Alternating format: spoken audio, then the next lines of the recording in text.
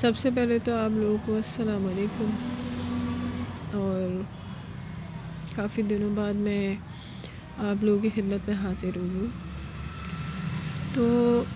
آج میں بات کرنے آئی ہوں جس موضوع پہ، تو میں جلدی شارٹ میں بات کروں گی، کیونکہ آپ کو پتہ ہے رمضان میں ویڈیو بنانا اور پھر کام وغیرہ کرنے کی وجہ سے شارٹ ویڈیو بنے گی۔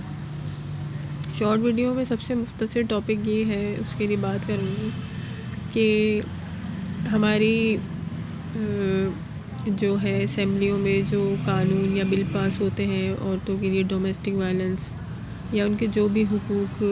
ضبط کیے جاتے ہیں گھروں میں، آج کل جو سب کچھ ہو رہا ہے، تو یہ قانون اسمبلیوں تک پہنچ جاتے ہیں، کورٹس تک پہنچ جاتے ہیں، ایون کہ وہ اس پہ کوئی عمل درآمد نظر نہیں آتا۔ پھر بھی کہنے کا مقصد یہ ہے کہ بہت ساری ایسی لڑکیاں ہیں جو ماں باپ بہن بھائی زندہ ہونے کے باوجود بھی ان کی سپورٹ سے محروم ہیں۔ وہ ان لڑکیوں کو سپورٹ کرنے سے کتراتے ہیں کہ ہماری وجہ سے پھر گھر برباد ہوا تو آپ ہمیں الزام دو گی۔ نہیں، میں کہتی ہوں ایسے ماں باپ پہ لعنت ہے جو اپنی بیٹیوں کو ایسے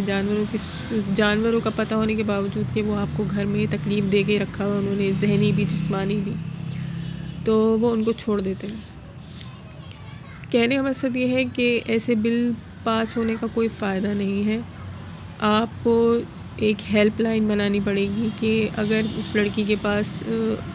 اگر اس کے پاس موبائل ہے پلس، تو وہ اس موبائل سے، وہ ہیلپ لائن سے جو ہے اپنے لیے ہیلپ منگوا سکے اور فوراً اس پہ عمل درآمد ہو۔ کیونکہ بعض دفعہ ہم سسرالوں میں تو ہوتی ہیں لڑکیاں، بیٹیاں، بہوئیں، بیویاں، لیکن ہم پہ اتنا پریشر ڈالا جاتا ہے کہ دھمکیاں دی جاتی ہیں، ہراساں کیا جاتا ہے سسرال والوں کی طرف سے، شوہر کی طرف سے، کہ آپ نے ایسا کیا تو ہم یہ کر دیں گے، وہ کر دیں گے۔ لیکن انہی کا بیٹا اور بھائی جب اس لڑکی کو جو ہے نا مارتا پٹتا ہے بری طریقے سے، اس کے منہ کو پھاڑ رہا ہے، اس کی آنکھ کو پھاڑ رہا ہے، اس کے کان کو پھاڑ رہا ہے، اس کے سر کو پھاڑ رہا ہے، اس کے دل پہ گھوسے چلا رہا ہے، اسے بری طریقے سے سانس روک کے مار رہا ہے،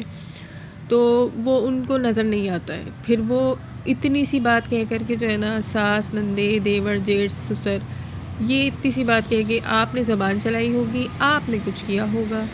تو اسی لیے آپ پٹی ہوگی۔ یعنی وہ جو پٹنے والا ہے وہ ایک درد اور تکلیف سے ایک مینٹلی اور فزیکلی پہلے ہی دو چار ہے،